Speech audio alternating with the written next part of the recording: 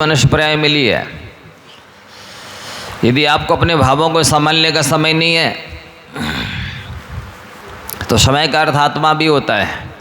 आप अपनी आत्मा की रक्षा नहीं कर पाएंगे। अपने लिए जिसके पास समय नहीं है वो दुनिया का सबसे दरिद्र आदमी है, वो दुनिया का सबसे गरीब आदमी है।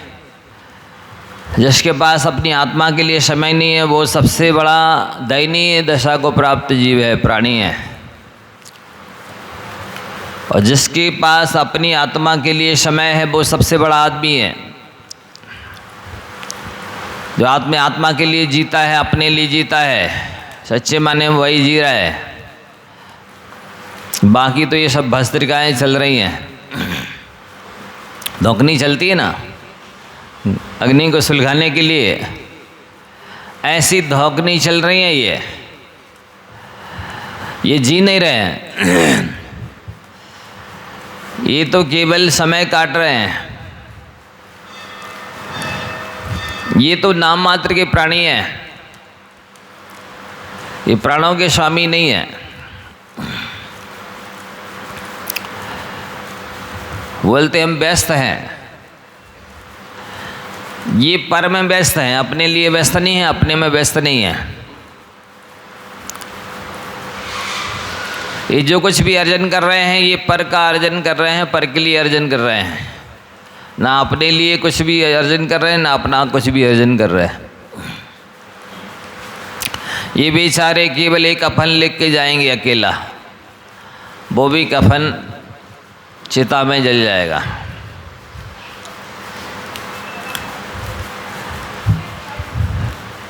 तो यहाँ पर पद्मलेशा की व्याख्या, पद्मलेशा की पहचान बताई जा रही है। जिसका जीवन त्यागमय होता है, दानमय होता है। त्याग ही जिसका सर्वस्व है, दान ही जिसकी भविष्य की निधि है, संपत्ति है, वो पद्मलेशा वाला होता है। जो बांस की तरह सरल होता है, गौ की तरह सरल होता है, सज्जन होता है, जेंटलमैन होता है, अंदर से, बाहर से नहीं, अंदर से। स्वयं की दृष्टि में ईमानदार होता है। Honesty is the best policy. ईमानदारी सबसे अच्छी नीति है, सबसे अच्छा चरित्र है, सबसे अच्छा धन है, सम्मान दिलाने वाला है, यश दिलाने वाला है, सदगति दिलाने वाला है। जो टेढ़ा है वो दूसरे के लिए नहीं है, वो अपने लिए है। दृष्टांत क्या दिया था महाराज श्री ने? दर्पण में जैसा चेहरा करोगे वैसे ही झलकेगा। चाहे दर्पण में चिढ़ाओ, चाहे रो, चाहे गाओ, चाहे हंसो, जैसा करोगे वैसे ही दिखेगा। इसी तरह से आप जैसा जीवन जियोगे वैसे ही आगे आपको भोगना है। यदि बदमाशी है, बेईमानी है, मक्कारी है तो दूसरे के लिए नहीं है, यह आपके अपने लिए है। ये आप अपना भविष्य तैयार कर रहे हैं, ये अपना भविष्य लिख रहे हैं, ये रिहर्सल कर रहे हैं भविष्य में जैसा आपको जीना है, जैसा आपको रहना उसकी। वर्तमान का जीवन क्या है? वर्तमान का जीवन रिहर्सल है, ये भविष्य की रिहर्सल है। भविष्य में जो दिखाई देने वाला होने वाला ड्रामा है उसकी रिहर्सल है। तो वो पद्मलेशा वाला उत्तम कार्य करने वाला होता है, घटिया कार्य नहीं करता, 420 के काम नहीं करता है, 2 नंबर के काम नहीं करता है, मिलावट के, बेईमानी के, बदमाशी के, नखरेबाजी के, ये काम नहीं करता। इनसे तो वो मन वचन काया से कोसों दूर रहता है। अच्छे काम करने का स्वभाव होता है। करेंगे तो अच्छा ही करेंगे, नहीं तो कुछ भी नहीं करेंगे, मन से भी, वचन से भी, काय से भी। कष्ट रूपता तथा अनिष्ट रूप भी उपद्रवों को सहज भाव से सह लेता है। आप लोगों ने सुना होगा या कहीं पढ़ा हो संस्मरण, आप गृहस्थों का ही दे रहे हैं। पंडित गोपाल दास जी बरैया का दृष्टांत आता है कि वो बहुत विद्वान थे, बहुत सज्जन थे, सरल थे, और उनकी पत्नी उससे ठीक विपरीत थी, उग्र स्वभावी थी, अग्नि की तरह स्वभाव वाली, अस्त्र शस्त्र की तरह स्वभाव वाली थी, मांसाहारी जानवरों की तरह। हमेशा गाली बकते रहना, उल्टा सीधा बोलते रहना, समय पर कोई काम नहीं करना। पंडित जी को कुछ भी नहीं समझती थी, नौकर से भी गया भी था, लेकिन पंडित जी बहुत शांत रहते थे। वो कुछ भी बोलते, इसके बाद भी कोई प्रतिक्रिया नहीं करते थे, प्रभावित नहीं होते थे। एक बार वो नवंबर दिसंबर की ठंडी में बाहर से कहीं से आए, लौट के देर हो गई लौटते समय। अब कहते ना, जाते अपने पाँव से व्यक्ति, आता पराए पाँव से। परिस्थितियां होती हैं, जिस काम के लिए गए वो समय से नहीं हो पाया, आने में देर हो गई। अब वो जो पंडितानी जी थी इंतजार करती रही थोड़ी देर और सो गई। अब ये आए पंडित जी, तो समझ तो रही थे कि आज क्या होने वाला है, फिर भी अब ठंडी के दिन है, बाहर तो सो नहीं सकते, तो उन्होंने दरवाज़ा खटखटाया। एक दो चार बार खटखटाने के बाद तो मुश्किल से वो उठी, ऊपर से देखा कौन है। जब पहचान लिया कि पंडित जी हैं, तो बाहर गैलरी में जो मिट्टी के घड़े में ठंडा पानी भरा था, वो ऊपर से मस्तकाभिषेक कर दिया पंडित जी का, शांति धारा। वो मस्तकाभिषेक उनके लिए शांति धारे का काम करता रहा। पंडित जी कुछ नहीं बोले। जब दरवाज़ा खोल दिया तो इतना ही अंदर आने के बाद बोले कि देवी, तू गृहस्थी तो रोज थी, पर बरसी आ जाइए। एक दिन किसी ने उनसे कहा कि पंडित जी, आप इनको ठोक पीट क्यों नहीं देते उसे ठीक हो जाए? तो क्या बोलते कि भैया, हम साधु नहीं बन पा रहे, साधु बन करके भूख प्यास ठंडी गर्मी नहीं सह रहे हैं, उपसर परिचय नहीं सह रहे हैं। अब मेरे घर में ही एक निर्जरा का साधन है, तो मैं उसे ही खत्म कर दूं? देखिए जरा, आप लोग गृहस्थ हैं ना, आप कहेंगे नहीं नहीं हम तो गृहस्थ हैं, ऐसा नहीं हो सकता, हम गृहस्थों के साथ। तो ऐसे सैकड़ों दृष्टांत पुराणों में गृहस्थों के दिए गए, पर वे ही गृहस्थ क्षमावान होते हैं जो निकट भव्य होते हैं, जिनको जल्दी ही मोक्ष जाना है, जाने वाले होते हैं। वे ही इतने सहनशील होते हैं क्योंकि वो जानते हैं जिसको सहना आ गया उसको रहना आ गया। संसार में रहना किसको आया? जिसको सहना आया। जो सह नहीं सकता वो संसार में शांति से रह नहीं सकता। तो ऐसे बहुत सारे गृहस्थ हैं जिनकी कुजोड़ हो गई है, विपरीत जोड़ी बन गई है। बहुत देखने में, सुनने में, अनुभव में आता है, लगभग 90-95% जोड़ियाँ ऐसी ही बनी है। कैसी बनी है? कुजोड़। तो वे तो रात दिन नौक झोंक चलती रहती है, खटर पटर चलती रहती है। आप लोगों की बात नहीं कर रहे।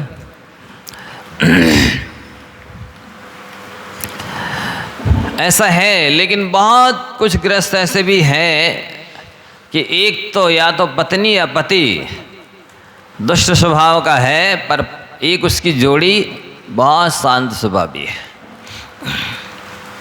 वो पत्नी भी हो सकती है, पति भी हो सकता है, लेकिन ये शिक रेयर केस हैं, 1-8% हैं ऐसे जो बड़ी शांति से उनके दुर्व्यवहार को सहते रहते हैं, बड़ी शांति से जीवन निकालते रहते हैं, सुनते रहते, सहते रहते, देखते रहते हैं, प्रतिक्रिया नहीं करते,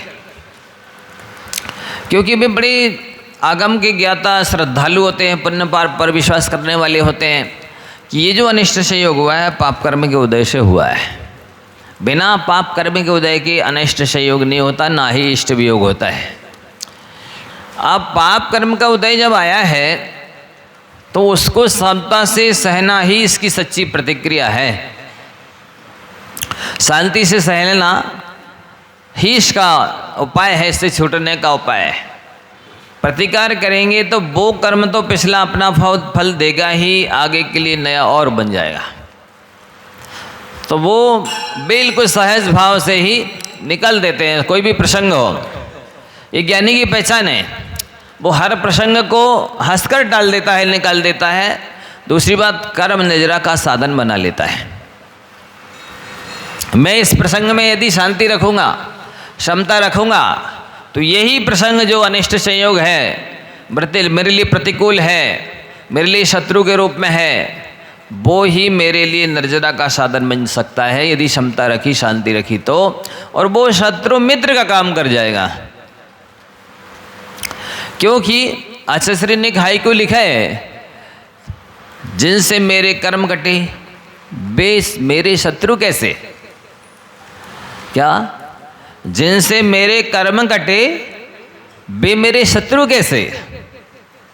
यदि आप शत्रु से भी कर्मों की निजरा कर लेते हैं, कर्मों की निजरा का साधन बना लेते हैं, अनिष्ट संयोग को, इष्ट वियोग को, तो उसी से निर्जरा होती है। और वस्तुतः देखा जाए, निर्जरा के लिए तो आचार्यों ने तपसा निर्जरा से कहा है। तब से ही निर्जरा होती है विशेष रूप से। आप चाहें हम ऐसी में आराम से बैठे रहें, मन का खाती पीती सोते रहें, उठते बैठते रहें, जब जो चाहे जी में आए सो वो करते रहें और कर्मों की निर्जरा हो जाए, ये त्रिकाल में संभव नहीं। ना भूत में था, ना वर्तमान में हो रहा है ऐसा, ना भविष्य में होगा, ना विदेश क्षेत्र में हो रहा, कहीं नहीं हो रहा ऐसा। किसी के भी कर्मों की निर्जरा सुख शांति में नहीं होती है। अनुकूलता हो या प्रतिकूलता, समता में निर्जरा होती है। समता चाहिए, ज्ञेय भाव चाहिए, वीतराग स्वभाव चाहिए, तटस्थता चाहिए, मध्यस्थता चाहिए। ये स्थिति जब बैलेंस होता है परिणामों का, तब निर्जरा होती है। और आप चाहते हैं हम जैसे रह रहे हैं, हम जो करें वैसे में ही हमारे कर्मों की निर्जरा हो जाए, पुण्य बन जाए, पाप कट जाए, हमें फल ना भोगना पड़े, ये तो संभव है ही नहीं। तब सा निर्जरा लिखा है, तपस्या तो करनी होगी। आप ही लोग बताइए, जो खान का सोना है क्या बिना तपे शुद्ध हो जाता है? जो मिट्टी है उसका घड़ा बनाया जाता है, भले गला करके मिट्टी को ठंडे पानी से, लेकिन जब तक वो सूरज का ताप नहीं सहेले घड़ा और हवा की अग्नि में नहीं पक जाए, तब तक क्या पानी भरने काम आता है? नहीं आता ना। तपना पड़ता है, तभी वो मंगल कलश नाम पाता है, तभी वो उपयोगी होता है, पूज्य होता है, श्रेष्ठ बनता है। दूध है, जब तक अग्नि में नहीं तपे तब तक माँ उसमें से मलाई निकल आएगी, घी निकल आएगा। घी चाहिए है तो तपना तो होगा। तो जैसे तप करके ही दूध घी बनता है, तप करके ही सोना कुंदन होता है, शुद्ध होता है, तप करके ही जब इंजन से पेट्रोल डीजल तप जाता है, भाप बन जाती है, तभी गाड़ी आगे बढ़ती है। ये वृक्ष जब धूप में सूरज में तप जाते हैं तब फल पकते हैं। जठराग्नि है, इसमें अग्नि ना हो भोजन में तो भोजन पचेगा नहीं। भोजन पकाने के लिए, पचाने के लिए, डाइजेस्ट करने के लिए जठर में अग्नि आना चाहिए। मंदाग्नि हो जाती है तो फिर ना पिछला पड़ा हुआ पकता है और ना ही आगे के लिए भूख लगती है, खाया जाता है। जब धरती अच्छी तरह तप जाती है तभी बरसात होती है। तो ये दृष्टांत क्या बता रहे हैं कि आपको भी तप की अग्नि में तपना होगा। आप चाहें कि नहीं नहीं इसी में ही काम हो जाए, मोक्ष हो जाए, नहीं होगा, अनुकूलता में नहीं होगा। मोक्ष तो प्रतिकूलता ही में होता है। कर्मों की नजर प्रतिकूलता ही में होती है। वो प्रतिकूलता में यदि क्षमता रखी, शांति रखी तो होती है। तो ये कह रहे हैं पद्मलेशा वाले की चर्चा भी शुक्ल लेशा वाले की आगे चलेगी। इससे भी ऊपर की लेशा है, श्रेष्ठ लेशा है, और वो पशुओं को भी होती है। आप मनुष्य हैं, श्रेष्ठ कर्म करने का स्वभाव वाला होता है वो पद्मलेशा वाला। जितने भी 2 नंबर के काम कर रहे हैं, 420 काम कर रहे हैं, स्वयं की दृष्टि में ईमानदार नहीं, अपने कर्तव्य का पालन नहीं कर रहे, अपनी ड्यूटी नहीं निभा रहे पूरी तरह से, जो उनको दायित्व सौंपा गया है ईमानदारी से नहीं कर रहे हैं, वे सब खोटी लेशा वाले हैं। आप समझ लीजिए, क्योंकि आपने ड्यूटी पूरी की नहीं, साइन करके आ गए, ईमानदारी से काम किया नहीं है। कोई भी ठेका लिया है, उसमें भी क्या स्थिति कर दी है, कितना खा लिया है, कितना वो काम किया गया है, दिखाया गया है, बताया गया है, ये सब खोटी लेशा का परिणाम है। जहाँ भी न्याय नीति का उल्लंघन कर दिया जाता है, वहाँ खोटी लेशा, अशुभ लेशा आ जाती है। काम करना तो दूर रहा, मन में आ गया कि आपको असाता वेदनी आदि पाप प्रकृतियाँ बन गई, वचन में आ गया और ज़्यादा बन गई, काय में आ गया और ज़्यादा बन गई। तो श्रेष्ठ कर्म करना है, चाहे वो दुकान हो, ऑफिस हो, मकान हो, रात हो, दिन हो, बाजार हो, मंदिर हो, रिश्तेदारी हो, मोहल्ला हो, पड़ोस हो, परिवार हो, कहीं पर भी हो, काम आपको श्रेष्ठ करना है, उत्तम काम करने वाला होना चाहिए। पद्मलेशा तभी बनेगी। आप कहें जो कुछ भी करते जाए, तानाशाही करते रहे, हिटलर शाही करते रहे, नहीं, शकुनी मामा बने रहे, नारद जी बने रहे और शुक्ल लेशा हो जाए, नहीं होगी। नारद जी क्षुल्लक जी कहलाते थे, अखंड ब्रह्मचारी होते थे, बहुत विद्याएं होती थी उनके पास, सम्माननीय होते थे। राजा लोग यदि वो आ जाएं सभा में तो राजा लोग सिंहासन छोड़ के खड़े हो जाते थे। इतने विश्वसनीय होते थे कि वो बेरोक टोक वनवास में चले जाते थे। गाने बजाने नाचने का शौक रहता था उनको, पर एक ही उनमें कमी थी कि वो लड़ाई भड़ाई में आनंद मानते थे। वही कहावत जो आप लोग बोलते हैं, दो ही परीतों दे दो तेल, तुम नाचो हम देखें खेल। ऐसा वो करते थे नारद जी। बता दिया, किसी भी लड़की का सुंदर चित्र बना करके किसी राजा के आंगन में डाल दिया, वो देख के मोहित हो जाएगा। वो पूछेगा कि किसका है, हम बता देंगे कि वो फलाने राजा की लड़की है, आप चले जाओ, आप ही के लायक है। बस लड़ा दिया, हरण करा दिया, मजा आ गया। ये हिंसानंदी रौद्र ध्यान कहलाता है। इस टाइप का नेचर होता है। होते तो धार्मिक हैं, आप सोचिए, अखंड ब्रह्मचारी हैं, क्षुल्लक वेश धारण किए हैं, भले बाल बड़े रखते, दाढ़ी बाल रखते हैं, वो क्षुल्लक जी होते हैं, और ज्ञानी भी होते हैं, विद्याएं भी होती हैं, लेकिन मात्र इतना सा जो रौद्र ध्यान का नेचर है, लड़ाने भिड़ाने का नेचर है, गाने बजाने नाचने का जो नेचर है, उसकी वजह से उन्होंने जितना भी धर्म दिया गया वो चले जाते हैं। विदेश क्षेत्र भी दिव्य ध्वनि सुनने चले जाते हैं, श्रीमंदिर स्वामी के दर्शन करने चले जाते हैं, पंचमेरु के दर्शन करने चले जाते हैं, ढाई दीप के जिनालयों के दर्शन करने चले जाते हैं, पूजा भक्ति करते हैं, साधुओं की वंदना करते हैं। तो वो सब देव वंदना, गुरु वंदना और जितना भी अखंड ब्रह्मचर्य है और जितना भी शास्त्रों का अध्ययन है, जो विद्याएं हैं, उन सबके रहते हुए भी वे नारद जी नरक में ही जाते हैं। अब आप देख लो वर्तमान में कितने नारद हैं। पहले तो वे गिनती के होते थे सलाह का पुरुष, अब घर घर में नारद हो गए। यहाँ की बात नहीं कर रहे, शिवनगर की। अब जो है घर घर में नारद हो गए। कहते ना घर घर कंसा हो पैदा हो गए, इतने श्याम कहाँ से लावे। घर घर रावण पैदा हो गए, इसने राम कहाँ से लावे।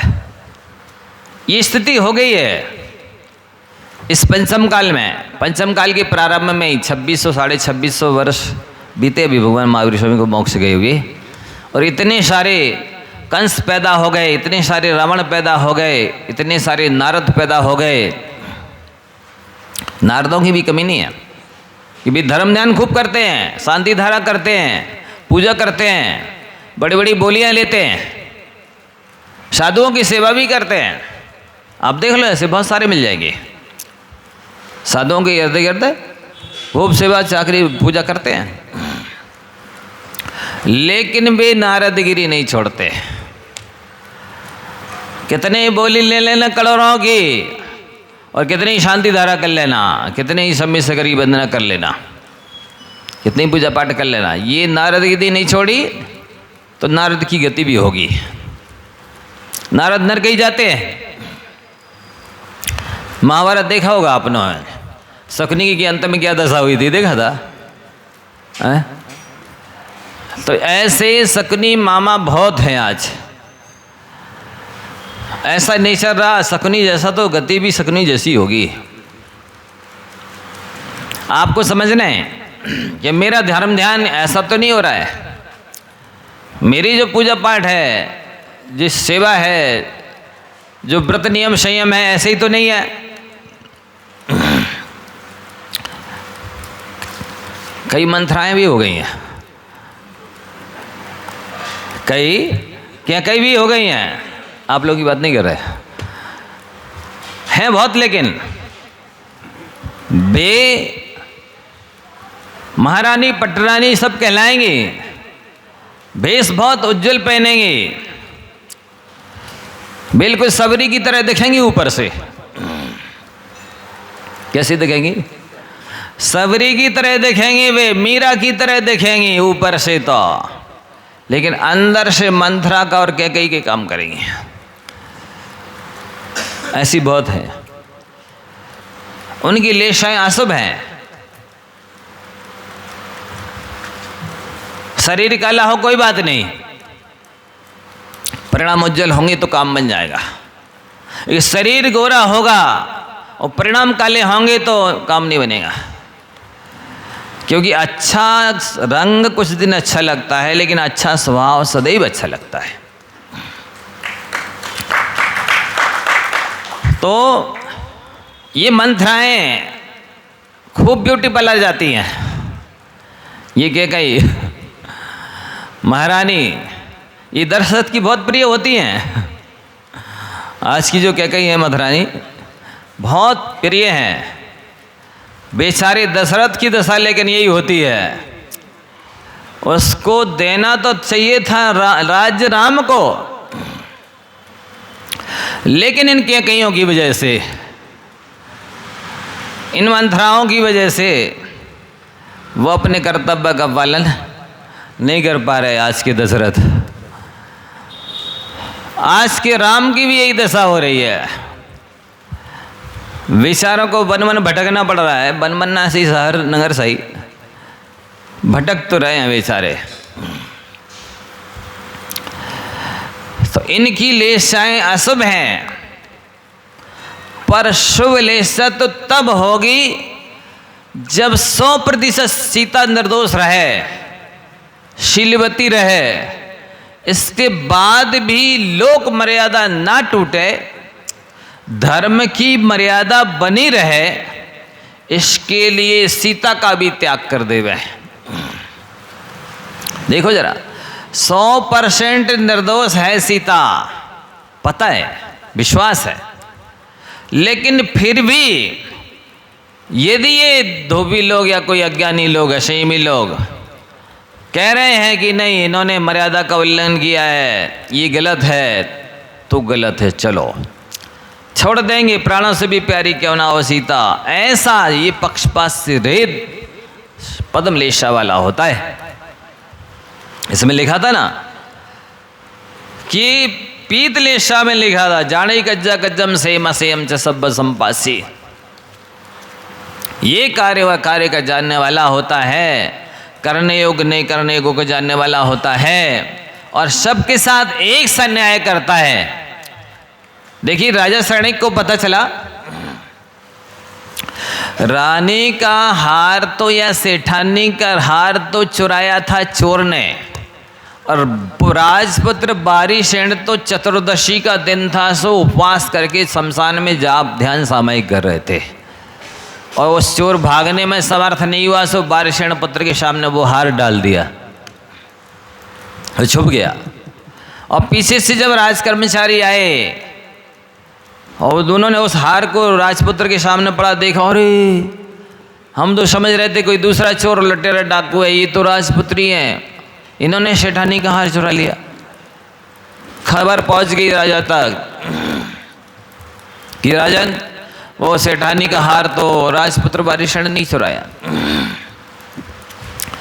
तो चोरी करने वाला राजपुत्र हो या दूसरा, उसको तो उसकी गर्दन धड़ से अलग करनी है। यदि राजपुत्र ने भी चोरी की है तो जाओ उसकी गर्दन धड़ से अलग कर दो। ये कहलाता है पक्षपात से रहित न्याय। ये है पद्मलेशा का परिणाम। अब वो सही है या गलत है ये तो बाद में रहस्य निकला कि वो चोरी राजपुत्र ने नहीं की थी, और जैसी तलवार चलाई गई तो वो फूलों की माला बन गई। उनकी धर्म का प्रसाद था, नमोकार का प्रसाद था, उनके शील का, उनके प्रोषद का प्रसाद था, प्रभाव था। ऐसा निष्पक्ष हो व्यक्ति निर्णय करने में, गलती मेरी हो या मेरे बच्चे की हो या देवरानी जेठानी की या किसी के पड़ोसी की हो, नहीं, गलती तो गलती है, दोष तो दोष है, व्यसन तो व्यसन है। पक्षपात नहीं कि मेरा तो बेटा और दूसरे का मुर्हा नहीं है। बुंदेलखंड में कहावत वही तो सुना रहे तो आप लोग को फिर आप सब हंस क्यों रहे? नहीं मतलब ऐसे ही करते का इसलिए हंसी आ रही है। तो ये पक्षपात है। ऐसा पक्षपात जहाँ भी होता है, भाई भी आया है, भाई गन्ना लेके आया है, और एक मेरा बेटा अपना खुद का बेटा और एक छोटे भाई का बेटा आया लेने के लिए, पापा बड़े पापा गन्ना लाए, तोड़ का तोड़ा, एक छोटा हो गया एक बड़ा हो गया, जिस साइड अपना बेटा है उस तरफ का छोटा गन्ना हो गया, जिस साइड छोटे भाई का बेटा है बड़ा हो गया, सो ऐसा करके दे दिया। अब ऐसे ही हो जाएगा व्यवहार। कैसा हो जाएगा? अब तो परिणाम भी ऐसे हो जाएंगे, कैंची बन जाएगी, अब तो वो काटेगी कैंची, जोड़ेगी नहीं। कैंची की तरह नेचर जिसका होता है वो अशुभ लेशा वाला है, और सुई की तरह नेचर जिसका होता है वो शुभ लेशा वाला है। सुई जोड़ने का काम करती है, कैंची तोड़ने का, काटने का काम करती है। आपको ये पहचानना है कि मेरा नेचर कैसा है। मैं फूट डालता हूँ, जो अच्छे प्रेम से देवरानी जेठानी रह रही हैं या भाई भाई रह रहे हैं या मित्र रह रहे हैं, हम नहीं देख पा रहे हैं, हम उनमें फूट डाल रहे हैं, आपस में उनमें कलाई क्लेश कला रहे हैं। पति से उल्टी सीधी बोल दिया पति के बारे में। हम तो बोल नहीं सकते पति से कुछ, सास ससुर डांट सकते हैं, तो उल्टा सीधा भर दिया, कान भर दिए, पति से कह दिया, सास के बारे में ससुर के बारे में। बिल्कुल नहीं है उनका वैसा नेचर, गलती नहीं है उनकी, फिर भी बोल दिया। अब खुद के पुत्र से खुद के माँ बाप का अपमान करवाया जा रहा है, गालियां दिलाई जा रही हैं, तिरस्कार करवाया जा रहा है। ये है कृष्ण लेशा, समझ लेना। ये शुभ लेशा नहीं है। खुद की अय्यासी है, खुद का आलस है, खुद सेवा करना नहीं चाहती, समय पर भोजन पान देना नहीं चाहती, इसलिए सास ससुर के बारे में उल्टा सीधा बढ़ा दिया। ये तो ऐसा करते हैं, उनको तो बार बार चाहिए और ऐसा चाहिए, 56 प्रकार का चाहिए, हम नहीं दे सकते, हम कहाँ दे पाते, आप ही बताओ, हम झाड़ा बटोरी करें कि इनको ये बना के देवें, हम बच्चों को तैयार करें कि इनको ये खिलाते पिलाते रहें। ऐसी संवेदनशीलता के साथ बता दिया पति को रो रो करके, अब तो वो पति डंडा लेके आ जाएगा सास ससुर को पीटने के लिए। ये है कृष्ण लेशा, समझ लेना। ऐसे डंडे पड़ेंगे नरकों में, आपको भी चिंता नहीं करना। ऐसा बढ़ा रही हो, खुद के भावों का ध्यान नहीं है कि हम क्या कर रहे हैं, हमारे कैसे बुरे भाव हैं। हम 9:30 बजे सो के उठ रहे हैं, 9 बजे सो के उठ रहे हैं। हम खुद अच्छे बढ़िया खा पी के मुंह पोंछ के आ गए हैं और दूसरे के लिए कह रहे हैं हम नहीं कर पा रहे हैं, हमारे तो कमर में दर्द है, हमें तो बच्चे तैयार करना है, हम क्या क्या करें। ये कुछ करना ही नहीं चाहती, सारा काम नौकरानी की तरह सास से करा रही। आप लोगों की बात नहीं कर रहे। सारा काम सास से करा रहे और खुद खा पी के मुंह पोंछ के और पति के सामने दुखोना रो रहे हैं कि हम तो दिन भर हैरान हैं, वे तो कुछ करती नहीं, उनको ये चाहिए वो चाहिए। ये ऐसी गहन मायाचारी, इतना सफ़ेद झूठ, ये कृष्ण लीला के लिए अब और कुछ भी नहीं है। भिड़ा दिया मतारी बेटा को, बाप बेटा को बुरा बना दिया उनकी दृष्टि में। आज ध्यान रख लेना, तुम जैसी दशा दुर्दशा अपने सास ससुर की पति से करवा रही हो, आगे आपका भी बेटा की शादी होगा, चिंता नहीं करना, ऐसे ही बहू मिलेगी। आपने जैसी दुर्दशा करी है, इससे अनंत गुनी बुरी दुर्दशा तुम्हारी भी वृद्धावस्था में होगी। ऐसी बीमारियों से घिरोगे। झूठ बोल रहे हो ना, मायाचारी कर रहे हो ना, आलस कर रहे हो, कर्तव्य से पीछे हट रहे हो। उपकारी हैं वे सास ससुर माता पिता, प्रत्युपकार नहीं कर रहे, उनका कर्ज नहीं चुका रहे, उल्टा उनको पिटवा रहे हो, उनका तिरस्कार करवा रहे हो, उनके बेटे से हैं अनादर करवा रहे, उनकी दुर्दशा कर रहे हो। समय पे भोजन पानी नहीं दे रहे, दवा नहीं दे रहे, सेवा नहीं कर रहे, क्योंकि वो वृद्ध हो गए हैं। यही अशुभ लीला है। ये आपके भावों से जो असाता बन रही है, ये आपके भावों से जो अशुभ प्रकृतियाँ पाप प्रकृतियाँ बन रही हैं, ऐसी अनंत गुनी बुरी दुर्दशा होगी आपकी। मुंह में कीड़े पड़ेंगे, पूरे शरीर में कीड़े विलविलाएंगे, कोड़ निकलेगा, वृद्धावस्था में लाचार हो जाओगी एक एक कटोरी पानी के लिए। तुम अपने सास ससुर के साथ ऐसा दुर्व्यवहार कर रही पति से। कितने लोग आकर के बेचारे वृद्ध रोते हम लोगों के पास, ऐसे तड़पते हैं, किलपते हैं, हम कुछ कर नहीं पाते, आशीर्वाद तो देते हैं, लेकिन तुम्हारी ऐसी दुर्दशा कराने वालों की इससे कई गुनी ज़्यादा दुर्दशा होगी। भावों का ख्याल नहीं है। आज तुम्हारे पास रूप है, जवानी है, पति को तुमने मुट्ठी में ले रखा है, खरीद लिया है, फ्री का नौकर बना रखा है, इसलिए चाहे जैसा कराओ, चाहे उस पति से करा लो और चाहे उनके माँ बाप के बारे में चाहे जैसा करा लो, तुम ऐसे जवान बनी रहोगी, ऐसे ही रूप चमकता रहेगा, ऐसे ही मुट्ठी में रहेंगे सब आप लोगों के हाथ में नहीं हो सकता। ये अन्याय है, ये अत्याचार है, ये पशुता है। कितने ही पूजा कर लेना, कितनी शांति धारा देख के चली जाना, हमारे जीवन में शांति नहीं आएगी। कैसी दुर्दशा होगी मैं देखता हूँ। कितनी महिलाओं की आजकल जो है अति चल रही है। उनको होटल पे जाना, घूमने जाना, बना बनाया खाना, पति तो फ्री का नौकर क्या है, वो तो बेचारा दासानुदास बन गया इनका। क्या इनके पाले पड़ गए, आप तो चाहे जैसा, मैं तो पड़ गया तेरे पाले, चाहे जैसा करा ले।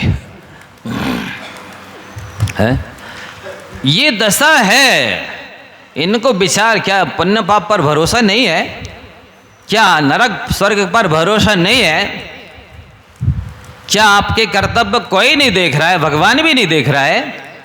भगवान की परिभाषा बताते हो, जो 3 लोग 3 काल की बात को एक समय में एक साथ जानता है वो सर्वज्ञ कहलाता है। आज तुम्हारी जवानी है, इस तरह से खरीद लिया पति को, मुट्ठी में ले रखा। ये पुण्य का उदय सदा, ये दिन एक से रहने वाले नहीं है। ऐसी बुरी दशा होगी ये कोई कुछ नहीं कर पाएगा, चाहते हुए भी नहीं कर पाएगा। तुमने उपकारियों के उपकार को नहीं चुकाया। सेवा करनी चाहिए थी, विनय से, प्रेम से, मीठी वाणी से प्रत्युपकार चुकाना चाहिए था।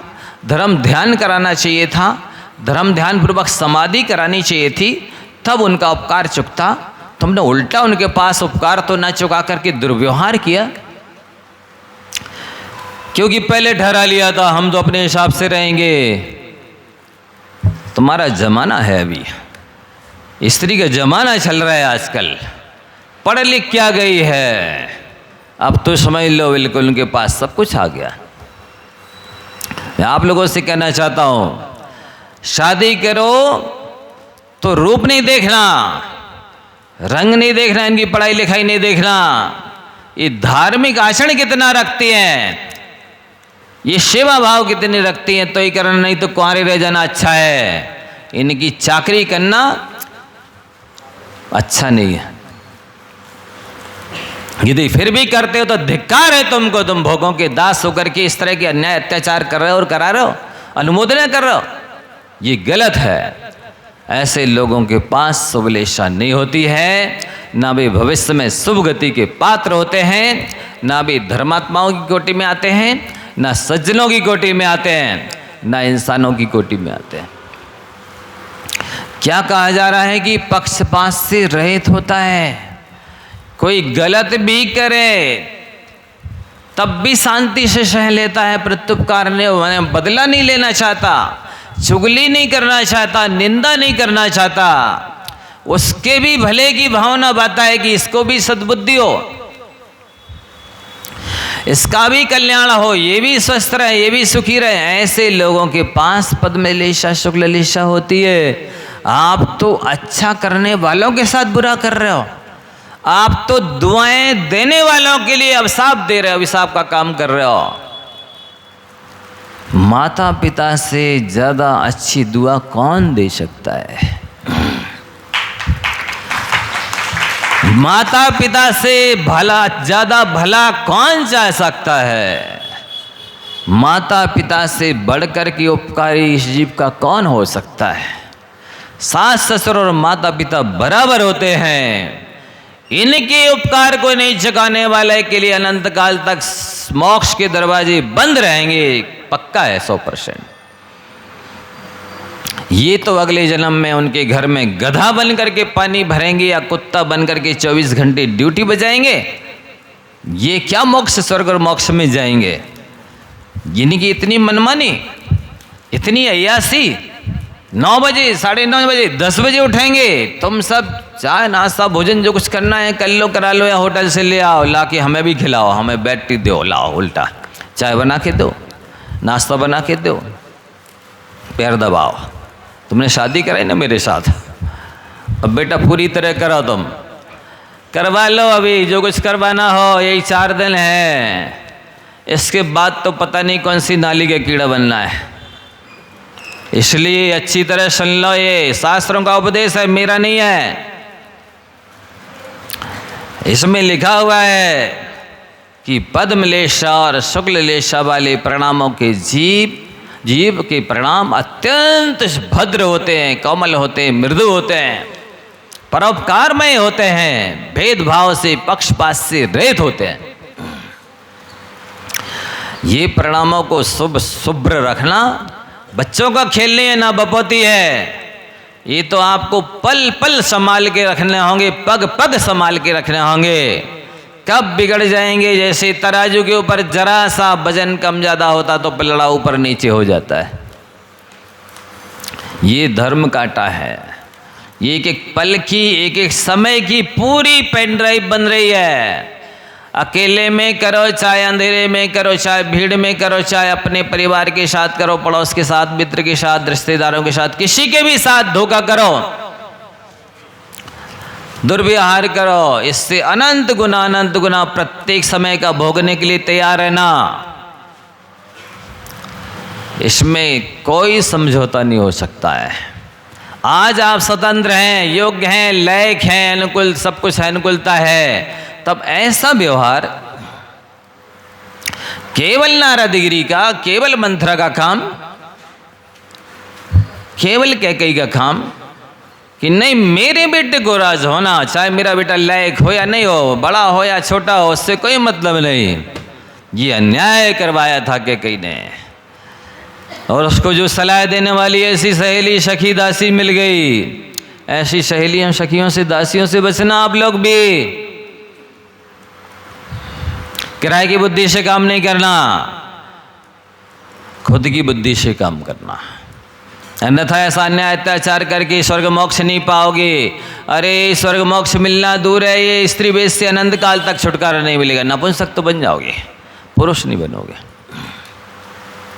थोड़ा एहसास महसूस तो करो कि ये कौन से पाप कर्म की वजह से हमें स्त्री पर्याय मिली है।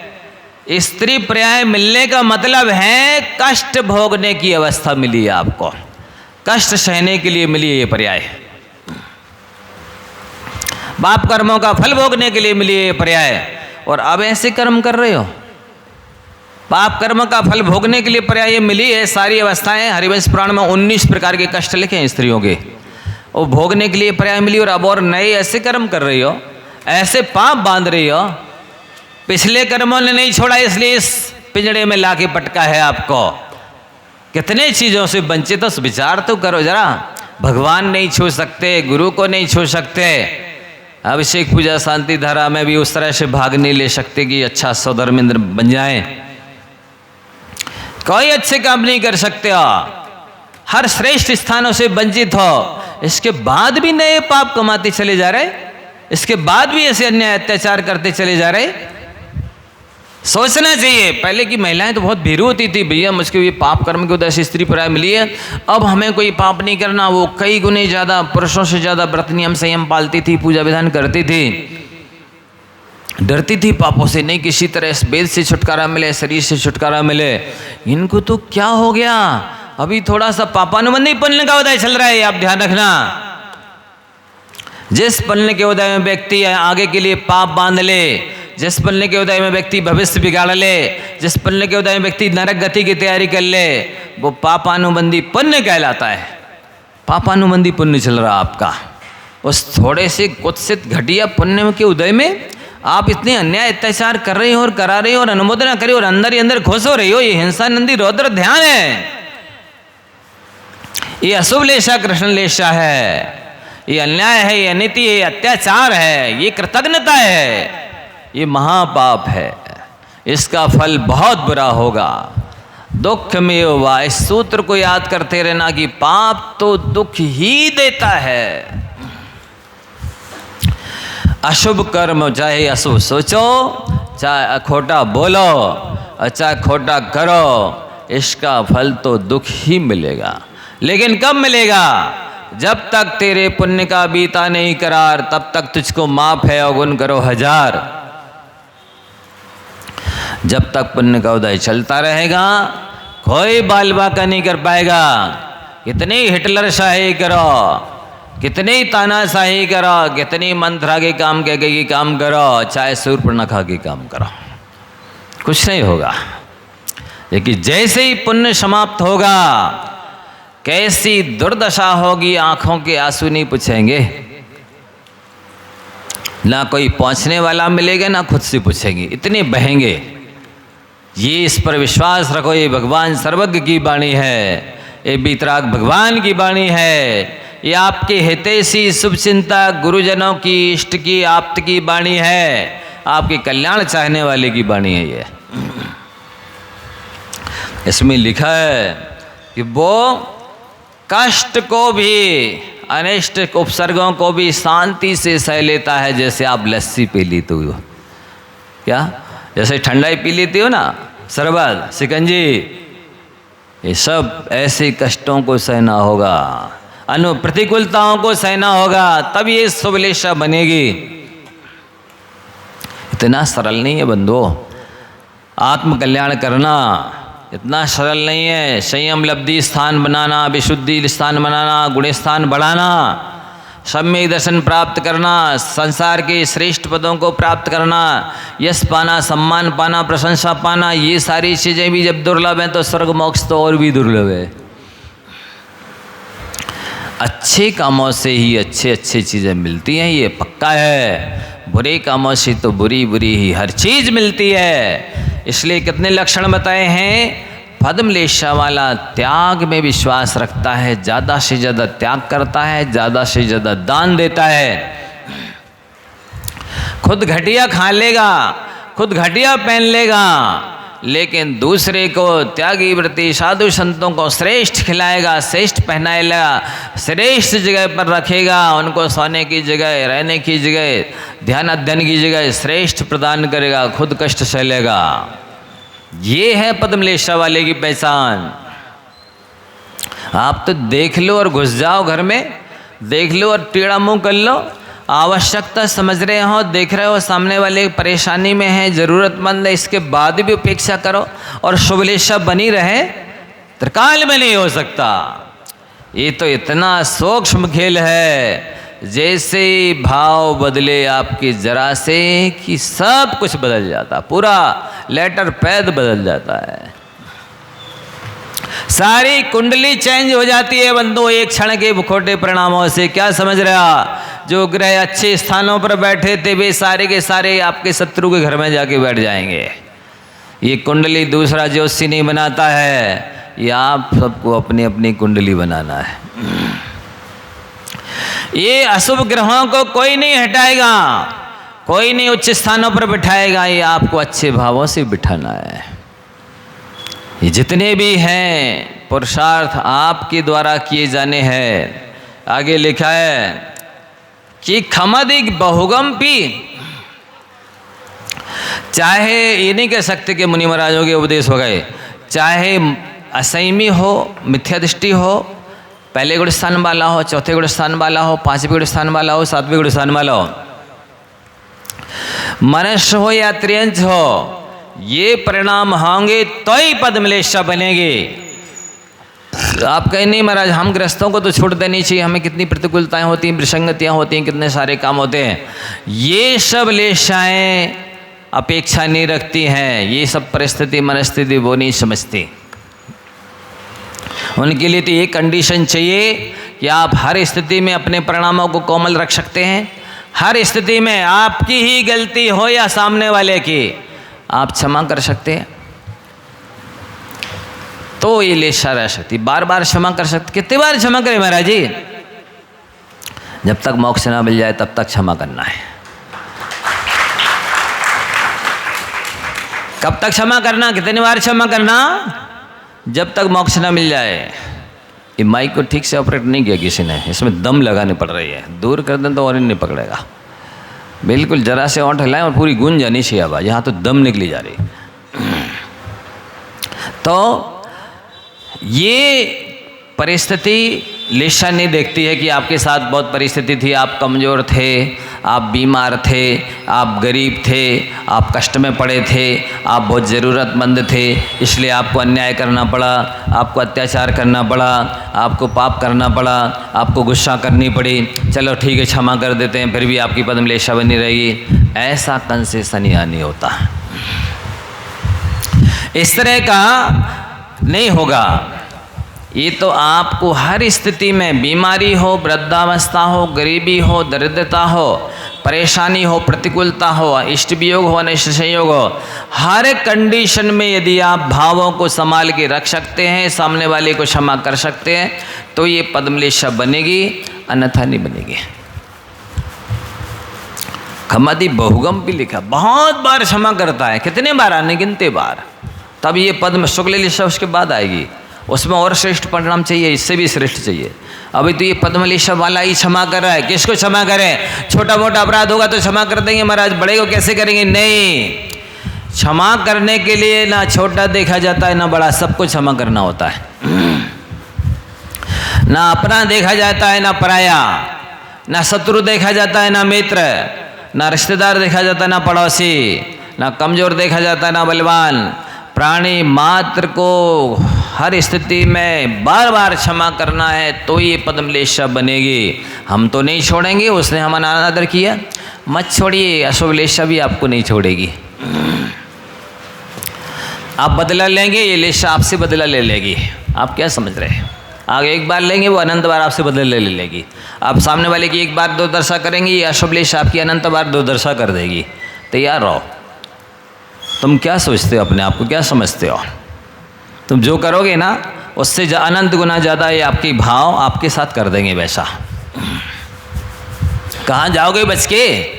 धोखे से मार दोगे किसी को गोली पिस्तौल, ये धोखे का परिणाम, ये आपके साथ धोखा, अनंत बार धोखा करेगा, धोखे में डाल देगा। ऐसा है भावों का खेल बंधुओं, ऐसा है इसका न्याय, कर्मों का न्याय, ऐसा इसका फैसला है। इस तरह की ये अवस्था आपको समझना है। बालक हो, जवान हो, वृद्ध हो, स्त्री हो, पुरुष हो, गरीब हो, अमीर हो, बीमार हो, स्वस्थ हो, कमज़ोर हो, बलवान हो, परिस्थिति में विपरीत प्रतिकूलता में पड़ा हो, अनुकूलता में हो, कैसे भी स्थिति में हो, लेस्या को तो परिणाम शुभ चाहिए, अच्छे चाहिए, तब वो शुभ लेस्या बनेगी। आपने एक समय के लिए भी यदि परिणाम को डाउन किया, तुरंत लेस्या डाउन हो जाएगी, गिर जाएगी। और लेस्या के गिरते ही ध्यान अशुभ हो जाएगा, कषाय तीव्र हो जाएगी, योग अशुभ हो जाएगा, उपयोग अशुभ हो जाएगा, सब कुछ अशुभ हो जाएगा। संयम लब्धि स्थान, विशुद्धि स्थान, गुण स्थान, सब कुछ गिर जाएंगे। अब आपके पास क्या बचा सो बता दीजिए। आपके पास ऊपर का भेष बचा रह सकता है, आपका ये मेकअप बचा रह सकता है थोड़ी देर के लिए। आपके साथ वर्तमान की परिस्थिति जो सिचुएशन दिख रही है, ऊपर की तो ज्यों की त्यों रह सकती है, अंदर की सब कुछ खोखली हो जाएगी। फिर आगे लिख रहा है साहू गुरु पूजन रदो। वो पद्मलेशा वाला साधु की, गुरु की पूजा में, सेवा में रत रहता है, ऐसा लिखा है। संडे संडे करता है, अष्टमी चतुर्दशी करता है, ऐसी नहीं लिखा है। अरे खुद भी नहीं कर रहे, दूसरों को पूजन में नहीं जाने दे रहे। नहीं, हम भी पहले धर्मात्मा थे, हम यहाँ आए, हमने देखा कि इस परिवार के लोग धर्मात्मा नहीं है, सो हम भी अधर्मी बन गए। इसलिए तुम भी जो नए सदस्य आए हो, तुम भी ऐसी अधर्मी विधर्मी बन जाओ, पापी बन जाओ, असहमी बन जाओ। ये उपदेश सही है? बताइए, ये न्याय है, ये नीति है, ये विवेक है, क्या है ये? ऐसे किसी को अधर्मी बनाना, किसी को धर्म से, दान पूजा साध्य इत्यादि से वंचित रखना, अपने जैसा बनाना महापाप है। शास्त्रों में लिखा है जो जबरदस्ती किसी को धर्म में लगाता है, वो तो 3 लोक 3 काल में श्रेष्ठ आपका बंधु है। और जो दान से, पूजा से, स्वाध्याय से इत्यादि व्रत नियम संयम से वंचित रखता है, अंतराय डालता है, अड़ंगा लगाता है, बना करता है, किसी भी रूप में जाने से रोकता है, वंचित कर देता है, वो आपका 3 लोक 3 काल में सबसे बड़ा शत्रु है। ऐसा शास्त्र में लिखा। आपको प्रमाण चाहिए तो मैं प्रमाण दे दूंगा। इससे आप समझिए कि उसकी पहले ही से ही अशुभ लेशा थी, अब दूसरे को और धर्म कार्य से वंचित कर दिया, तो अब एक के आगे एक लिख दिया तो 11 गुनी अशुभ लेशा होगी उसकी। एक के आगे एक लिखने से 2 नहीं होते, 11 बन जाते हैं। अब उसकी कसाई भी 11 गुनी अशुभ तीव्र हो गई, लेशा भी अशुभ 11 गुनी अशुभ हो गई, खराब हो गई, योग उपयोग भी 11 गुना अशुभ हो गया। वो अब 11 गुना ज़्यादा पापी हो गया, क्योंकि उसने किसी को धर्म से वंचित कर दिया है, अच्छे कामों से रोक दिया है, उसका हौसला गिरा दिया है, अंतराय डाल दिया है, अड़ंगा डाल दिया है। साहू गुरु पूजन रदो लिखा है। रथ का क्या होता बताइए? लीन रहने वाला। साधु की भी पूजा करना है और गुरु की भी करना है। क्या मतलब? साधु क्या गुरु नहीं होते? गुरु क्या साधु नहीं होते? नहीं, समझना है इस बात को आपको। साधु तो जो विषयासा वसाती तो नरानंबो परिग्रह ज्ञान अध्यान तपो रखता तपस्वी सा प्रशस्ते। वो जो दिगंबर हैं, पिछी कमंडल लिए हैं, केश लंच करते हैं, खड़े होकर आहार करते हैं, वे सब गुरु हैं आपके, साधु हैं, वो साधु परमेष्टि हैं। और जिससे शिक्षा लिए, दीक्षा लिए, संस्कार लिए, प्रायश्चित लिए, मार्गदर्शन लिया है, आशीर्वाद लिया है, वे आपकी गुरु हैं। उनकी भी सेवा पूजा करना है। और मान लो विद्या गुरु हैं, लौकिक गुरु हैं, असंयम दशा में है तो यथा योग उनकी भी विनय करनी है, उनका भी प्रत्युपकार करने का भाव रखना है। क्योंकि लिखा है एकमप्यक्षरम यस्तु गुरु शिष्यम प्रबोधयेत् पृथिव्याम नास्ति तद्द्रव्यम यद्दत्त्वा हि धनी भवेत्। एक अक्षर का भी किसी ने ज्ञान दिया है तो पृथ्वी पर ऐसी कोई चीज़ नहीं है जिसको दे करके उनके उपकार को चुकाया जा सके। दूसरा अक्षर श्लोक सुन लीजिए। एक अक्षर पदातारम यो गुरु नाभिमन्यते स्वान योनियम शतम लब्ध्वा चांडालेषु विजायते। एक अक्षर का ज्ञान देने वाले को भी जो गुरु नहीं मानता है, वो 100 योनि कुत्ते की प्राप्त करके बाद में चांडालों में जन्म लेता है और वहाँ पर पाप करके नरकों में जाता है। सुन लो आप, मत चुकाओ उपकार। ये उपकार का कर्ज और पैसों का कर्ज दोनों बराबर होते हैं। किसी से पैसे लिए हैं या कोई चीज़ लिए, वस्तु ली है, तो उसका भी कर्ज माना जाता है, और किसी से एहसान लिया है, उपकार लिया है, सहयोग लिया है, वो भी कर्ज माना जाता है। ये दोनों नहीं चुकाने वाले को स्वर्ग मोक्ष के दरवाजे बंद रहते हैं। पहले कर्ज चुकाइए, इसके बाद में स्वर्ग में और मोक्ष में जाइए, अन्यथा नरक पशु गति तो सुलभ है, सदगति नहीं मिलेगी, कोई इष्ट सामग्री आपको नहीं मिलेगी। साहू गुरु पूजन रदो लिखा है। आपको ध्यान में, अध्ययन में, आहार में, विहार में, निहार में हर तरह से अनुकूलता मौसम के, स्वास्थ्य की, उम्र के हिसाब से बनानी है। यह आपका तन मन धन से सेवा करना, सहयोग करना कर्तव्य है, क्योंकि देव सास गुरु की सेवा पूजा तीर्थंकर प्रकृति के बंधन का कारण है, सम्यक दर्शन की उत्पत्ति कारण तो है ही। आप देख लीजिए 16 कर्ण पूजा है, जो 16 भावनाएं हैं, उसमें अरहत भक्ति आई, तो वो देव की भक्ति सम्यक दर्शन का भी कारण है, तीर्थंकर प्रकृति के बंधन का भी कारण है। आचार्य भक्ति, बहुश्रुत भक्ति, साधु समाधि आई, ये आचार्य उपाध्याय साधु तीनों आ गए। इनकी सेवा भक्ति से सम्यक दर्शन भी होता है और तीर्थंकर प्रकृति का बंध भी होता है। और प्रवचन भक्ति आई, जिनवाणी की भक्ति आई, केवल जिनवाणी की भक्ति तीर्थंकर प्रकृति के बंध का कारण है। कई अज्ञानी कहते हैं महाराज जी हमारे यहाँ बहुत सारे शास्त्र रखे हैं, आप बता दो हम इनको कहाँ टार दें। मतलब भाव उनका यही रहता है कि आप बता दो कि हम अपने घर से निकाल को यहाँ कहाँ बित दें इनको। अरे मैं कहता हूँ तुम्हारे दिमाग में भूसा भरा है कि गोबर? ये जिनवाणी है। घर घर में जिनालय होते थे, गृह चैत्यालय होते थे, सो लोग वहाँ से अनेक तरह की ईति भीति और महामारी इत्यादि भग जाती थी, सारे विघ्न दूर रहते थे। आज जिनालय नहीं है, भगवान की वाणी है, ये जिनवाणी है। इनको सवेरे उठ करके दर्शन करो, वंदन करो, नमस्कार करो, अर्घ चढ़ाओ और समय निकाल के पढ़ो। आप एक तो पढ़ भी नहीं रहे, दूसरा दर्शन पूजन वंदन भी नहीं कर सकते हो, उनको कबर चढ़ा के सुरक्षित रख भी नहीं सकते। तुम जिनवाणी को जिस दिन घर से निकाल दोगे, पूरा धर्म आपके घर से निकल के चला जाएगा। क्या समझ रहे हो? एक बार पढ़ी, मंदिर में रखो। एक जगह सुना था, वो वहाँ का जो मंदिर का अध्यक्ष था या जो भी मैनेजर है, वो उसको एक गृहस्थ कचरा समझ करके ये ले जाओ जिनवाणी मंदिर में रखे आओ, कचरा समझ के ले जा रहा। और वो क्या कह रहा मंदिर मैनेजर, तुम अपने घर का कचरा यहाँ ले आए? बताइए, जिनवाणी माता के लिए, केवल ज्ञानी की वाणी दिव्य ध्वनि के लिए कचरा कह रहा है, तो तुम्हारे दिमाग में कचरा नहीं भरा? तुम्हारा जीवन ही कचरा नहीं, तुम ही कचरा हो। तुम्हारी दशा गुब्बारे में ही गड़ने लायक है। तुम जिनवाणी को कचरा कह रहे हो, तुम जिनवाणी को घर से बाहर निकाल रहे हो। ये माता है जिसने जन्म दिया है, वो जितना उपकार नहीं कर सकती, उससे अनंत गुना ज़्यादा उपकार ये जिनवाणी कर सकती है। तुम उसको निकाल के बाहर फेंक रहे हो। अपने होती है, बोले कोई पढ़ता नहीं, अपने होती है। अरे अपने आप अपने होती है कि करने से अपने होती है? हाँ, जगह नहीं है रखने के लिए। अरे तुम्हारे यहाँ हजारों साड़ियाँ रखी हैं, सैकड़ों बर्तन रखे जो जिंदगी में कभी नहीं काम आते, हजारों वस्त्र रखे जो जिंदगी में कभी काम नहीं आते, हजारों लाखों का कबाड़ खाना रखा है, टूटे फूटे जूते चप्पल तक रखे हैं, उनके लिए रखने के लिए जगह है, जिनवाणी रखने के लिए जगह नहीं है।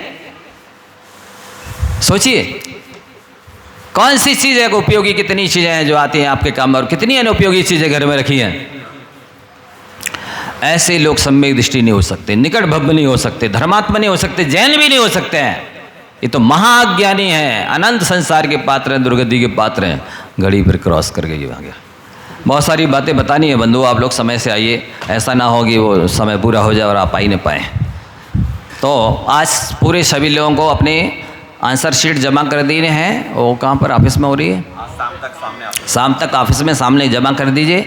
और इसके बाद में अगला दूसरा जो भाग है आराध्य सूत्र भाग 2, इसका अध्ययन शुरू कर दीजिए। कुछ दिन बाद आपको आंसर क्वेश्चन प्रश्न पत्र भी दिया जाएगा, आंसर शीट भी दी जाएगी, पेन भी दिया जाएगा, चेक करने के बाद में सम्मान भी किया जाएगा, गिफ्ट भी दी जाएगी। और अभी ग्रंथ ना हो तो ग्रंथ भी दिया जा रहा है। लेकिन आप ईमानदारी से स्वाध्याय करिए। स्वाध्याय कराना ये परीक्षा लेने का उद्देश्य है। बार बार इनको पहले दूसरे भाग को पढ़िए, और ये जब तक याद ना हो जाए, जीवन में ना उतर जाए, तब तक पढ़ते रहिए। एक बार पढ़ के मंदिर में मत रखना, नहीं हो तो ले जाइए और पढ़िए। ये उद्देश्य है, इसमें बहुत कुछ आपको मिलेगा, बहुत गुण मिलेंगे, सुख शांति मिलेगी, स्वर्ग मोक्ष मिलेगा। इस उद्देश्य से दूसरे अध्याय का आप स्वाध्याय करना शुरू कर दीजिए। मंत्र की जाप भी अपने अपनी लिखवाना है भाई। कौन लिखवाएगा, किसके पास लिखेंगे लोग? वो अपने अपनी जाप भी लिख देंगे। जो सबसे ज़्यादा जाप जिसने की उसको भी सम्मानित किया जाएगा।